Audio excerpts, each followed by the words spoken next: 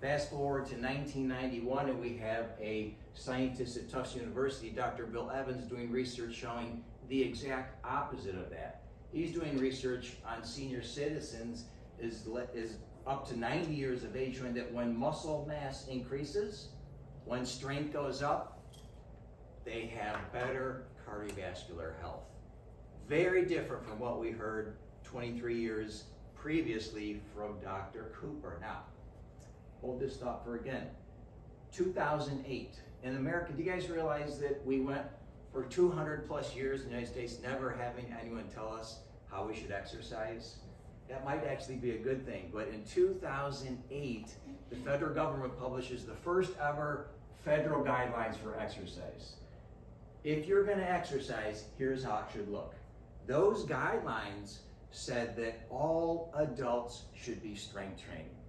We're not talking about bodybuilding, we're not talking about powerlifting, we're not talking about physique competitions. We're saying if you want to be well in 2008, the largest health agency on the planet is saying all adults should be strength training. Now this was very different from anything we've ever heard prior to that time.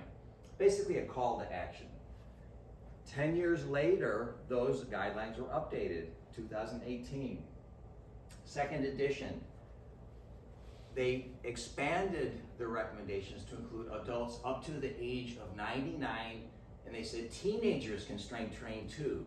So what they're now telling us is that this is a forever behavior. Start early in the life cycle, do it until the day you die. In fact, what we tell our clients, we say, on the day of your funeral, you're gonna feel and look your best if you get your workout in early in the day.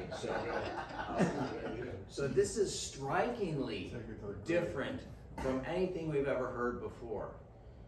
Now, finally, the most conservative scientific group in the world, the American Heart Association, if you know anything about the AHA, they don't change recommendations unless the sky is falling. They need a mountain's worth of science to back up what they're gonna publish in some of their position stands. Just this year, they published in their own journal recommendations that if you want to prevent heart disease, cardiovascular disease, you need to be lifting weights, you need to be strength training. If you want to treat heart disease, if you've had a heart attack and now you're in cardiac rehab, not only are they recommending it in cardiac rehab, they're saying this is a perfect way to treat cardiovascular disease. Doesn't this go against what we have felt in our bones for 50 years in America, where we thought walk, run, swim, jog, hike, all good activities. Yes, do those. But training your muscles is directly linked to the health of your heart, the health of your blood vessels, and the health of your overall cardiovascular system. And so having the science becoming much more robust than it ever was, what should you guys know? What should you sort of have in your brain to say, you know what? Okay, I see that there's lots of research here. There's health agencies around the world. The World Health Organization now tells people around the world you need to be strength training. So everyone is saying this is a health habit. It's like eating an apple. No one is going to debate you on eating an apple. Say, oh, that's good for me. It's the same thing here. This is an essential health habit. And so what should you know?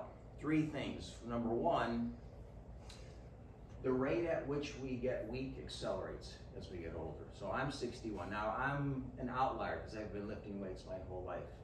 But if you just look at the trajectory of the average person who's not strength training in their life, each decade of life, the rate at which they get weak accelerates. And so in your 60s, you lose strength faster than you did in your 50s. I mean, anyone can tell you this. Anyone can say, yeah, I'm not as strong as I was 20 years ago. We know that. But it's important to understand that that rate of strength loss is accelerating every year of your life. And so strength loss accelerates, muscle loss rate accelerates. And number 2 is what Dr. Evans discovered in the 80s, is that muscle responsiveness never goes away. This means, what's your name, sir? Ed. If I take Ed and I take Ed through a rigorous full body workout, his muscles are going to get significantly stronger. Unlike Is that possible?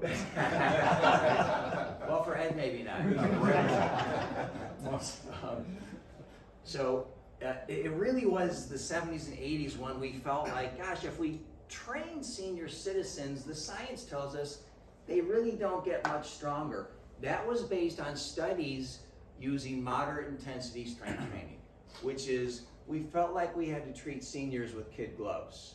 Remember when the recommendation was to lift soup cans, to do your workout with soup cans? I mean, nothing wrong with soup cans. They're just not heavy enough to challenge the muscles to stimulate improvements in muscular fitness and muscle health. And so muscle responsiveness never goes away. Just as an example, we have clients, most of our clients, we're an outlier here in St. Charles. Most of our clients are between 50 to 100. If you go to 100 personal training studios and fitness centers, those aren't the people lifting weights. But most of our clients are in that bucket, and they're seeing significant increases in strength, functional ability, and health. So muscle responsiveness never goes away, unlike what people think. And then you can do this, ladies and gentlemen, in 1% of your week or less. The idea of having time for exercise has been a barrier forever. People say, well, I'm a busy guy, I don't know that I have time to go do that.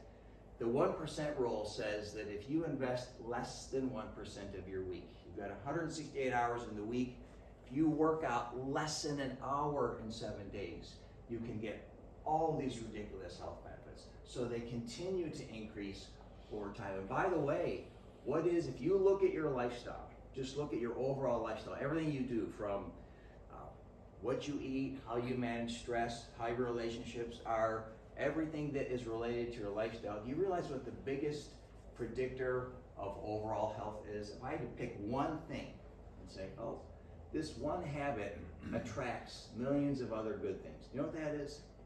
This one habit? Pardon me? Not smoking. No, but this decreases smoking rates. What would it be? Walking? It's movement. It's physical activity. People who are active as they age are 1,000 times less likely to have bad relationships. They're more likely to have better sleep patterns. They're less likely to eat a low quality diet. They're more likely to manage stress better. They do all of the other things. And why is that? Because movement changes brain chemistry. There isn't anything you can do more powerful than moving your body to modify the physiology of your brain. So my argument here, guys, is that we're all getting weaker. We're losing muscle, we're getting weaker. It's getting harder and harder to go take the 2-mile walk, to do the work in the yard, whatever it might be that you enjoy doing, or even just to vacation and travel. So muscle is the gateway to that. And the good news is that same muscle tissue that allows me to walk and enjoy life and see friends is also protecting the against the number one killer, which is cardiovascular disease in America. 800,000 people this year will have a non-fatal heart attack. A high percent of those people will have a second heart attack. If you have a heart attack and you're not an exerciser, it often is the beginning of the end. It's basically a slow slug down into the dirt where you're doing less and less because your physical fitness is declining rapidly. And so I have 3 ways I can help you this morning. The first one is our strength training guide. We have a very simple 10-point strength training guide. If you said, you know what, Richard, okay, let me